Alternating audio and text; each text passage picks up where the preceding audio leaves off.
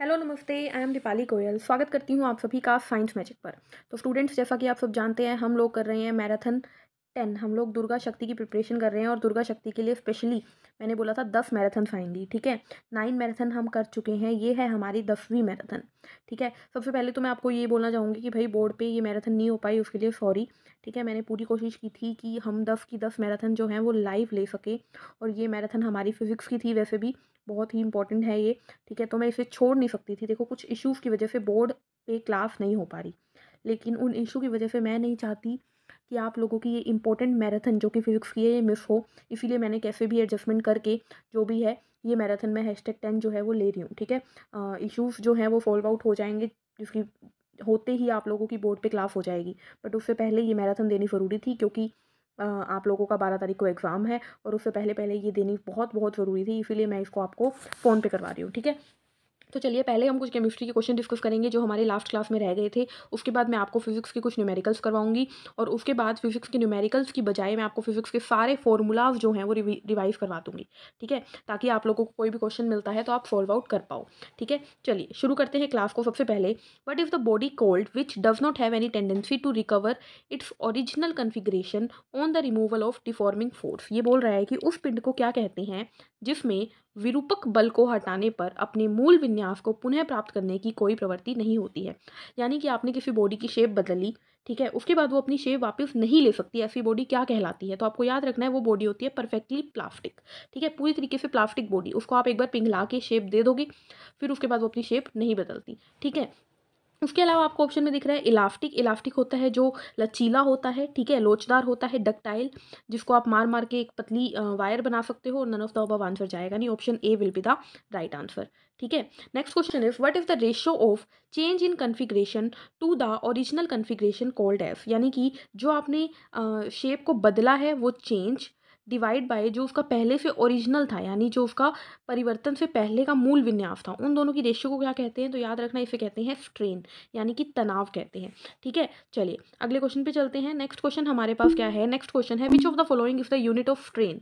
देखो, पोजीशन में बदलाव डिवाइडेड बाय ओरिजिनल पोजीशन। ठीक है, तो पोजीशन में बदलाव, चेंज और ओरिजिनल पोजीशन, तो इन दोनों की कोई यूनिट नहीं होती स्टूडेंट्स। ठीक है, तो ये जो है ये यूनिट लेस होता है। स्ट्रेस जो है या स्ट्रेन जो है, स्ट्रेस और स्ट्रेन दोनों ही यूनिट लेस होते हैं, बिना विमावहीन, विमावहीन बोल देते हैं इन्हें। ठीक है, या इकाई नहीं होती इनकी, है विमावहीन होते हैं ये। तो आपको याद रखना है, इसका आंसर जाएगा नन ऑफ द अबव, या फिर आपके पास ऑप्शन होता कि नो यूनिट, तो आप उसे टिक कर देते। ठीक है, तो क्योंकि इसकी कोई यूनिट नहीं होती है। क्लियर है? नेक्स्ट क्वेश्चन देख लेते हैं। नेक्स्ट क्वेश्चन क्या है हमारे पास? चूज द इनकरेक्ट पेयर, गलत पेयर को चुनिए। तो देखिए, वॉशिंग सोडा क्या होता है? सोडियम कार्बोनेट, बिल्कुल सही है। वॉशिंग सोडा होता है Na2CO3, बिल्कुल सही है ये। कॉस्टिक सोडा क्या होता है? सोडियम हाइड्रोजन कार्बोनेट, नहीं, ये गलत है, ऑप्शन बी गलत है। कॉस्टिक सोडा क्या होता है? कॉस्टिक सोडा होता है NaOH, यानी सोडियम हाइड्रोक्साइड। एसिटिक एसिड यानी कि इथेनोइक एसिड, बिल्कुल सही है, जो कि होता है CH3COOH। ठीक है, और ब्लीचिंग पाउडर कैल्शियम ऑक्साइड, ये भी गलत है। तो इसका आंसर बी और डी दोनों जाएगा, क्योंकि स्टूडेंट्स आप जानते हो कॉस्टिक सोडा होता है NaOH और ब्लीचिंग पाउडर होता है CaOCl2। तो इसका आंसर बी भी जाएगा और डी भी जाएगा, दोनों इसके राइट आंसर होंगे। ठीक है, ठीक है, चलिए अगले क्वेश्चन पे चलते हैं। नेक्स्ट क्वेश्चन है हमारे पास, which of the following is correct about tincture of iodine. देखो, टिंचर ऑफ आयोडीन क्या कहते हैं? जब हम C2H5OH यानी इथेनॉल के अंदर हम आयोडीन डालते हैं तो उसे क्या बोलते हैं? Tincture of iodine. आंसर क्या जाएगा? Option A will be the right answer. Clear है? Iodine in ethanol. ठीक है, याद रखनी है ये बात। नेक्स्ट क्वेश्चन पे चलते हैं। नेक्स्ट क्वेश्चन क्या है हमारे पास? Which of the following matter और pairs is not correctly matched, या फिर नॉट करेक्ट। ठीक है, तो आयरन का मैग्नेटाइट होता है, बिल्कुल ठीक है। एल्यूमिनियम का बॉक्साइट होता है, बिल्कुल ठीक है। कैल्शियम का गोल्ड का कैल्वेराइट होता है, बिल्कुल ठीक है। लेकिन आंसर डी इसका गलत जाएगा, क्योंकि कैल्शियम का क्या होता है? कैल्वेराइट नहीं होता। कैल्वेराइट किसका होता है? कैल्वेराइट होता है KCl.MgCl2, ये होता है। तो ये पोटेशियम और मैग्नीशियम का होता है, तो आंसर डी जाएगा इसका। ठीक है, क्या आंसर जाएगा? Option D will be the right answer. Clear है? चलिए अगले क्वेश्चन पे चलते हैं। ठीक है, तो D will be the right answer. Next question पे चलते हैं। नेक्स्ट क्वेश्चन है हमारे पास, क्या है देखिए, what can be the maximum number of electron in a shell if principal quantum number is n। तो आप सभी जानते हो कि मैक्सिमम नंबर ऑफ इलेक्ट्रॉन निकालने का फॉर्मूला क्या होता है, बोहर फॉर्मूला होता है, जो कि होता है 2n²। तो आंसर जाएगा ऑप्शन सी 2n²। और आप ये भी बात जानते हो क्या कि 2n² से हम हर कक्ष में इलेक्ट्रॉन की संख्या निकाल सकते हैं, जैसे कि के में के का n होता है 1, तो 2 इंटू 1 का स्क्वायर, के में 2 इलेक्ट्रॉन आते हैं। इसी तरीके से के एल एम एन सब में निकाल सकते हैं 2, 8, 18, 32 इलेक्ट्रॉन्स हमने देखे थे। ठीक है, बोहर के अकॉर्डिंग, बोहर का फॉर्मूला ये जो है वही हमें बताता है। ठीक है, अगले क्वेश्चन पे चलते हैं। अगला क्वेश्चन है what do we call an ideal body which emit and absorb all frequency. देखो, ऐसी एक बॉडी जो कि हर टाइप की लाइट को एब्जॉर्ब कर लेती है और निकालती भी है, उसे क्या बोलते हैं? तो याद रखना, इस बॉडी को ब्लैक बॉडी कहा जाता है। ठीक है, ब्लैक बॉडी कहते हैं। ठीक है, उसके बाद नेक्स्ट क्वेश्चन है हमारे पास, what of these chemical formula of rust का केमिकल फॉर्मूला क्या है, यानी रस्ट मतलब जंग का केमिकल फॉर्मूला क्या है? तो केमिकल फॉर्मूला होता है रस्ट का Fe2O3.NH2O। जो आयरन होता है ना स्टूडेंट्स, ये पानी की, यानी कि जो एटमॉस्फेयर में नमी होती है ना, उसके साथ जुड़कर ये बना देता है रस्ट, Fe2O3.NH2O। एन यहाँ पर कुछ भी हो सकता है। ठीक है, चलिए आगे बढ़ते हैं। Who gave the law of Octave for arrangement of elements. तत्वों की अरेंजमेंट के लिए अष्टक का नियम किसके द्वारा दिया गया? तो अष्टक का नियम दिया था किसने? न्यूलैंड ने। किसने दिया था? न्यूलैंड ने। संगीत से किसने जोड़ा था? न्यूलैंड ने जोड़ा था। न्यूलैंड कहाँ के हैं? इंग्लैंड के हैं। लोथर मेयर ने क्या किया था? ग्राफ दिया था, कर्व दी थी एटॉमिक वॉल्यूम की।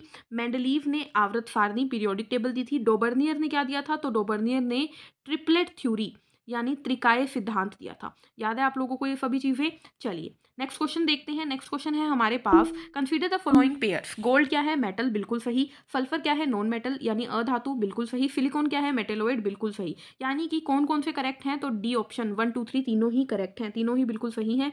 गोल्ड हमारा धातु है, सल्फर हमारा अधातु है और सिलिकॉन हमारा मेटेलोइड है। आई होप आपने मेटल, नॉन मेटल और मेटेलोइड की वीडियो देखी होगी मेरी, तो आप ये क्वेश्चन कर पाएंगे। ठीक है, चलिए अगला क्वेश्चन आ जाइए। अब हमारी शुरू हो जाती है फिजिक्स। अब हम लोग फिजिक्स की कुछ 7, 8, 10 न्यूमेरिकल्स करेंगे और उसके बाद हम लोग फिजिक्स की जनरल डिस्कशन करेंगे। ठीक है, पहला न्यूमेरिकल आप लोगों के पास क्या है? पहला न्यूमेरिकल आपके पास है 2 stars of masses m and 5m are 3000 parsec apart.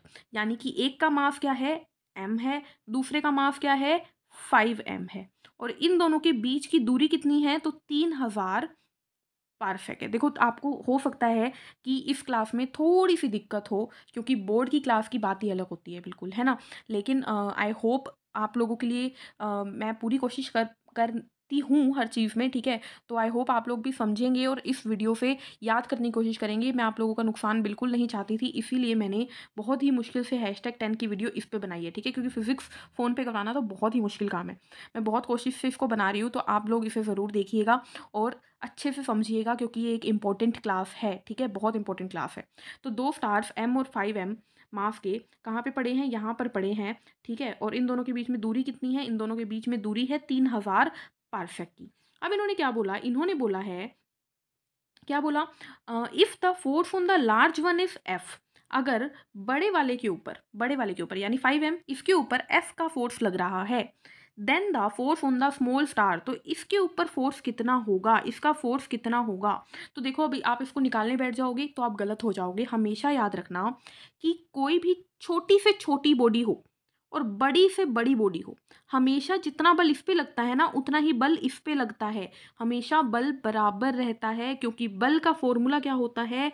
बल का फॉर्मूला होता है Gm1m2/r²। वो तो सबके लिए बराबर रहेगा ना। तो अगर मैं आपको बात करूं छोटे तारे के लिए, तो फोर्स कितना होगा? Gm1m हो जाएगा, m2 5m हो जाएगा, और r कितना है? 3000 का पार्सेक, ये हो जाएगा। और अगर मैं बड़े वाले की बात करूं तो भी क्या हो जाएगा? G5m m और फिर 3000 का स्क्वायर। तो बात तो सेम ही रही ना, बिल्कुल सेम टू सेम है। तो यहाँ पर आंसर क्या जाएगा? Option D will be the right answer. छोटी से छोटी बॉडी, बड़ी से बड़ी बॉडी इक्वल बल लगाती है। अगर छोटी बॉडी बड़ी बॉडी को F से खींच रही है, तो बड़ी बॉडी भी छोटी बॉडी को F से ही खींचेगी। ठीक है, चलिए अगले क्वेश्चन पे चलते हैं। What is the weight of a body of mass 1 kg? तो वेट का फॉर्मूला होता है स्टूडेंट्स m जी। मास कितना दिया हुआ है 1 kg और ग्रेविटी होती है 9.8। ठीक है, तो आंसर कितना आ गया 9.8 न्यूटन। न्यूटन में आंसर आएगा, ये ध्यान रखना। लेकिन यहाँ पर आपको न्यूटन तो दिख ही नहीं रहा, तो यहाँ पर क्या करोगे स्टूडेंट्स, दोबारा देखो वेट बराबर होता है mg। ठीक है, मास कितना दिया हुआ है 1 kg और ग्रेविटी होती है 9.8 मीटर प्रति सेकंड का स्क्वायर, ये होती है। तो आंसर क्या आ गया 9.8 और किलोग्राम का किलोग्राम पड़ा है, मीटर का मीटर पड़ा है और प्रति सेकंड स्क्वायर पड़ा है, और इसी को इकट्ठे क्या कहते हैं, न्यूटन कहते हैं। तो आंसर आ गया ऑप्शन ए 9.8 kg मीटर पर सेकंड स्क्वायर। ठीक है, चलिए नेक्स्ट क्वेश्चन पे चलते हैं। नेक्स्ट क्वेश्चन हमारे पास, the gravitational force between two objects if F. ठीक है, दो ऑब्जेक्ट हैं, इन दोनों के बीच में ग्रेविटेशनल फोर्स एफ है। If masses of both the objects are halved without alternating the distance between them, then the gravitational force will be। अगर इसका मास m/2 कर दिया मैंने, पहले m था अब m/2 कर दिया, इसका भी m/2 कर दिया, अब नया बल क्या होगा। देखो पुराना बल क्या है, देखो F बराबर था G(m)m/r², ये पुराना बल था। नया बल क्या आएगा G, तो G रहेगा, m की जगह m/2 कर दूं, इस m की जगह भी m/2 कर दूं और नीचे r² तो पड़ा ही है, तो ये आ गया Gmm/4r²।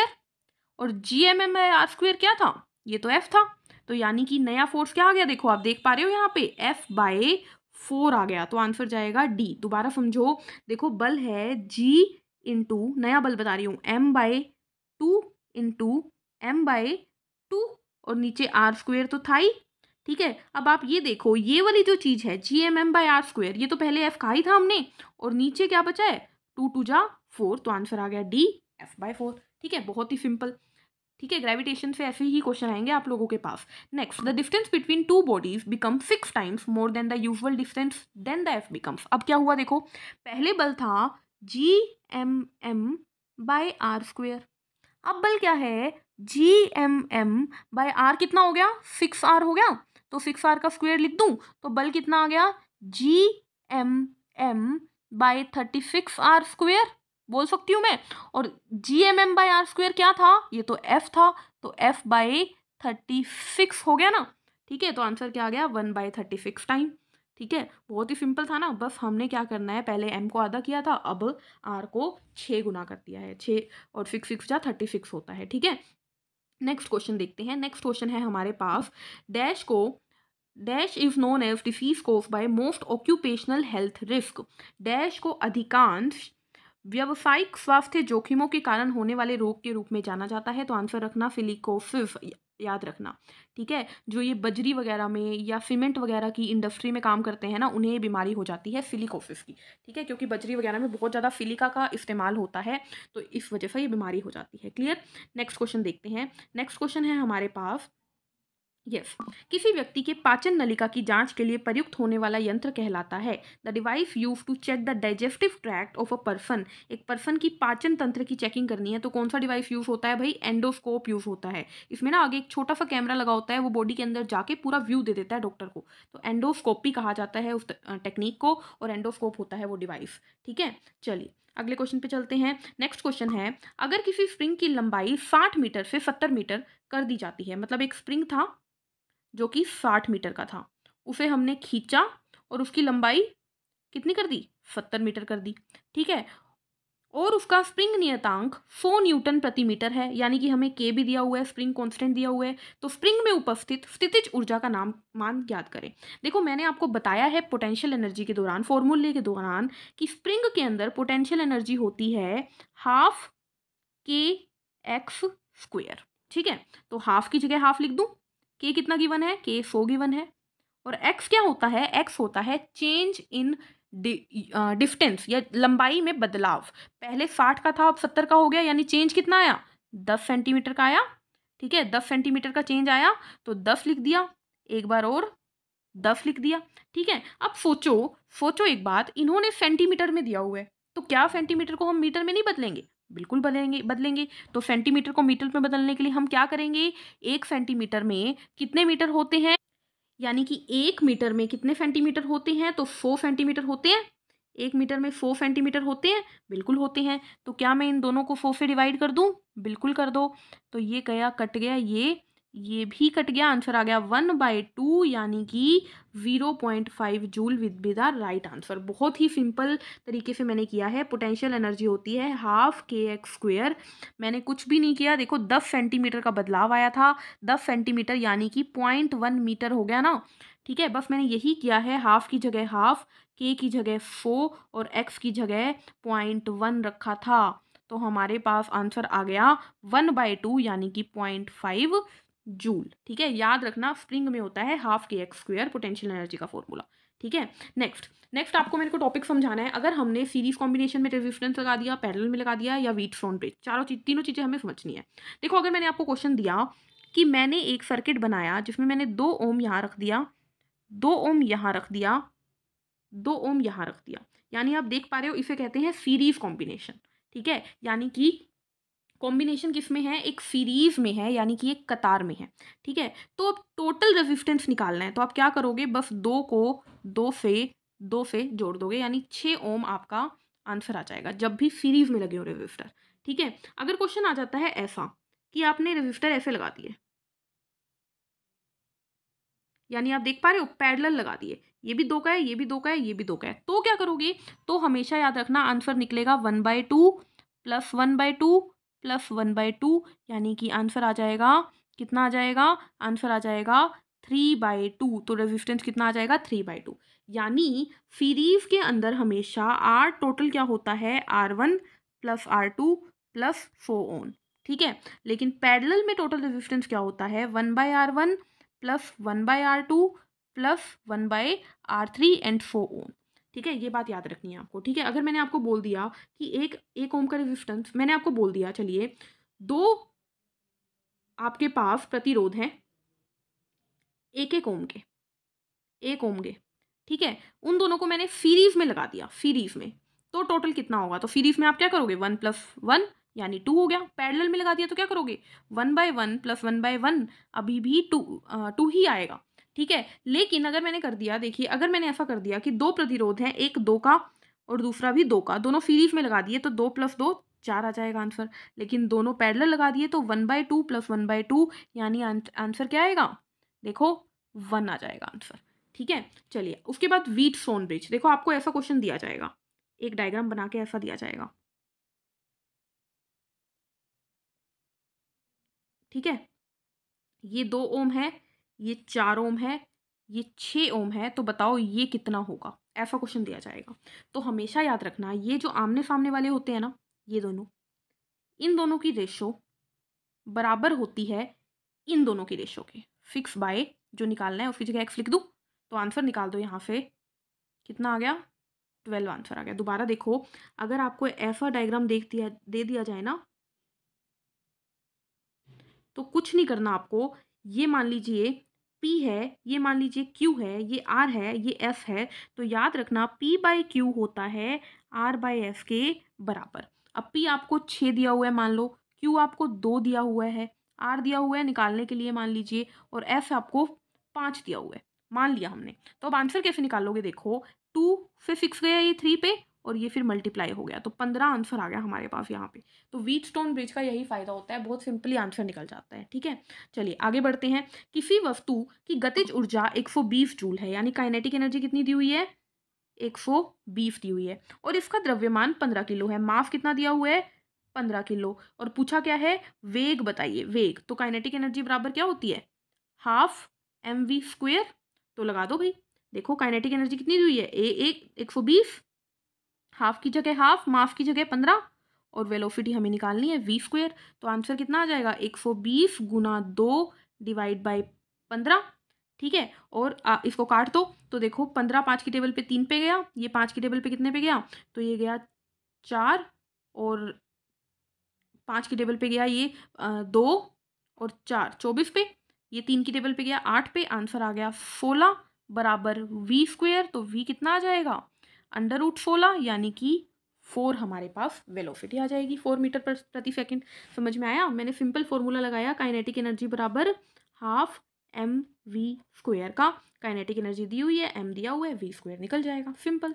ठीक है, चलिए अगले क्वेश्चन पे चलते हैं। अगला क्वेश्चन है, यदि एक व्यक्ति जमीन से 12 केजी का सामान उठाता है और उसे जमीन से 1.5 मीटर ऊपर अपने सिर पर रखता है, तो सामान पर उसके द्वारा किया गया कार्य की गणना करें। एक चीज पड़ी थी नीचे, उसको उसने उठा के अपने सिर पर रख लिया, ठीक है, तो उसने कितना कार्य किया। तो वर्क क्या होता है, वर्क होता है फोर्स गुना डिस्प्लेसमेंट, सही बात है, ठीक है। अब यहाँ पर क्या हो रहा है, देखो बंदे ने काम क्या किया है, सामान को उठाकर अपने सिर पर रख लिया, यानी कि उसने बल लगाया है किसके अगेंस्ट, नीचे mg के अगेंस्ट। तो फोर्स कितना होगा mg, मास कितना है 12, ग्रेविटी में 10 ले सकती हूँ, और डिस्प्लेसमेंट कितनी की है उसने 1.5 मीटर यानी 1.5, ये लिख दिया मैंने। आंसर आ गया 15 गुना 12, कितना आ गया 15 गुना 12 यानी कि 180 हमारा आंसर चला गया, है ना। 180 आंसर जाएगा ना, 15 और 12, 15 को 12 से मल्टीप्लाई करोगे तो 180 आएगा, बिल्कुल 180 will be the right answer, 180 joule will be the right answer.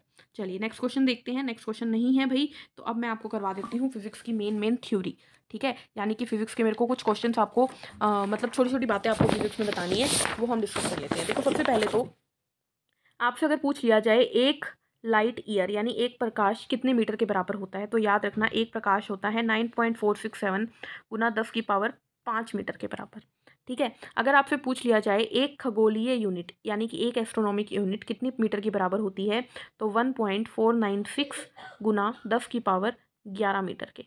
अगर आपसे पूछ लिया जाए एक पारसेक कितने मीटर के बराबर होता है, तो याद रखना 3.26 इंटू 10 की पावर 16 मीटर के, ठीक है, और यही बराबर होता है 3.26 प्रकाश वर्ष यानी लाइट ईयर के, ठीक है। उसके बाद क्या याद रखना है, एक फर्मी बराबर होता है 10 की पावर -15 मीटर के, ठीक है। अगर पूछ लिया जाए एक पिको तो बराबर होता है 10 की पावर -12 मीटर के, एक एंगस्ट्रोम 10 की पावर -10 मीटर के, ठीक है, एक नैनोमीटर 10 की पावर -9 मीटर के।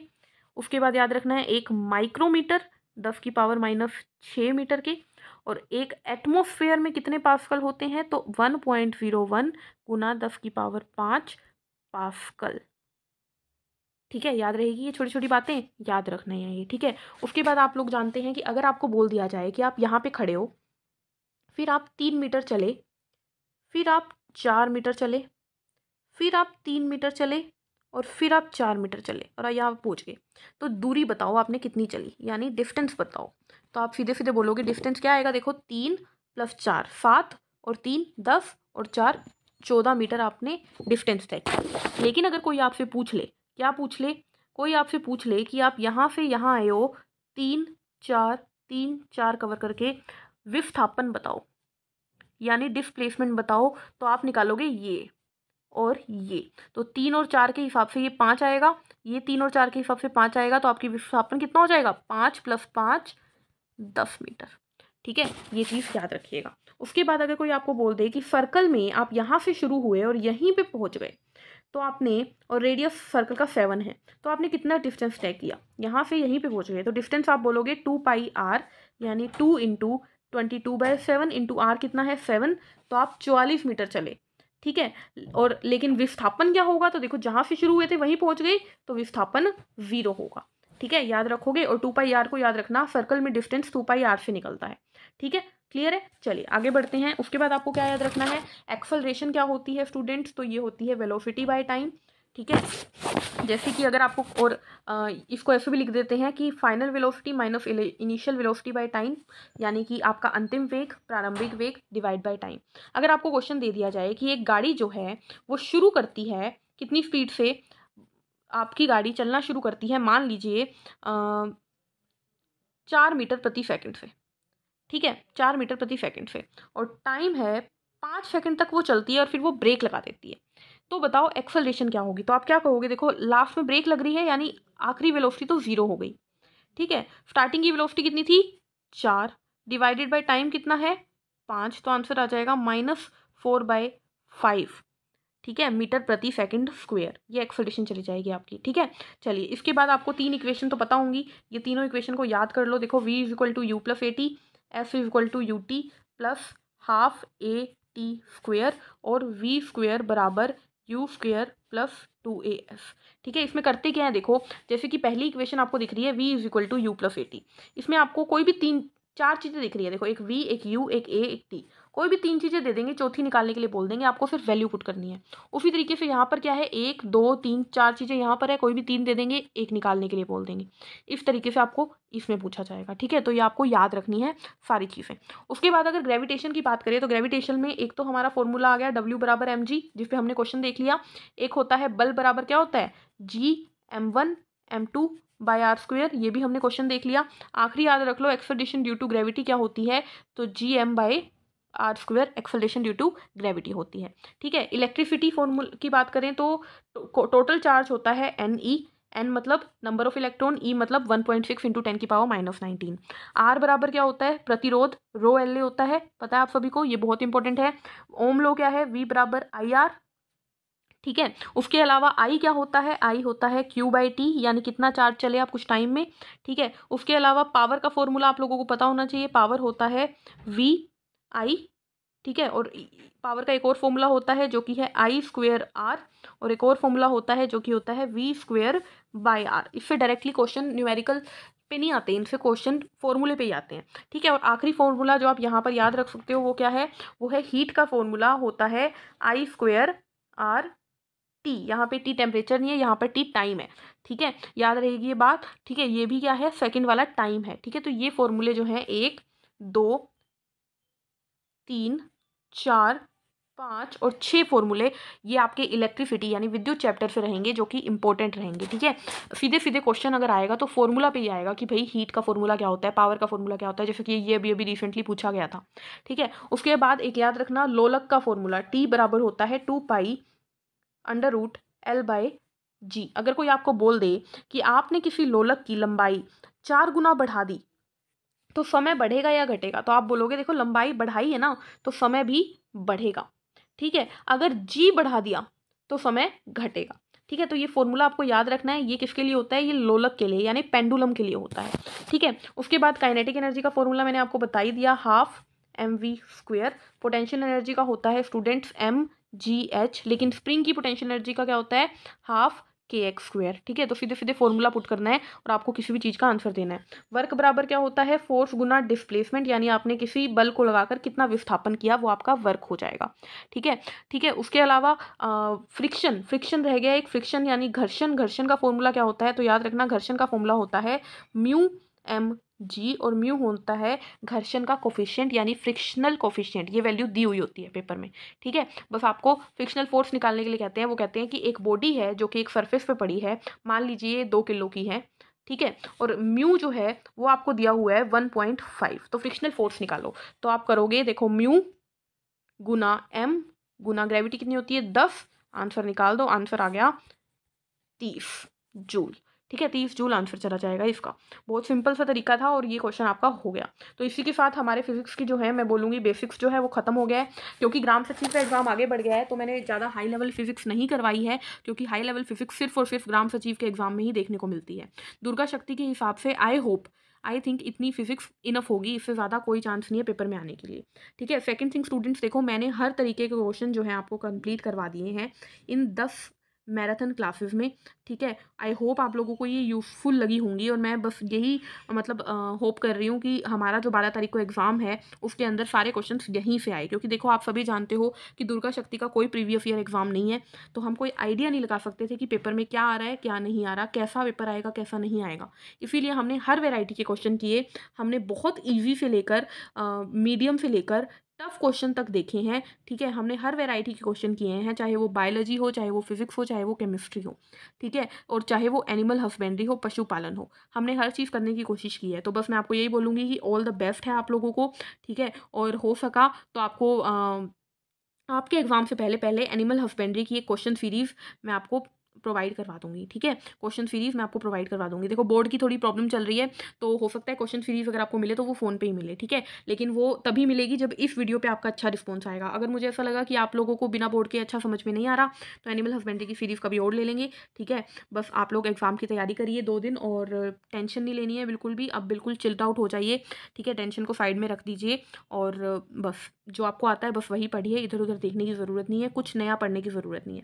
ठीक है, मिलते हैं नेक्स्ट सेशन में। तब तक के लिए चैनल को लाइक करते रहिए, शेयर करते रहिए, ज़्यादा से ज़्यादा शेयर किया करो और सब्सक्राइब करते रहिए, ठीक है। और जो हमने क्वेश्चन आज किए हैं उन सबका PDF आपको मिल जाएगा हमारे टेलीग्राम चैनल पे ऊपर, ठीक है। टेलीग्राम चैनल पे हम सारे PDF डालते ही हैं, उस पर मिल जाएगा आप लोगों को। टेलीग्राम चैनल का लिंक जो है वो डिस्क्रिप्शन में दिया हुआ है। मिलते हैं नेक्स्ट क्लास में। Till then take care, take care, ठीक है। हंसते रहिए, मुस्कुराते रहिए। Bye bye.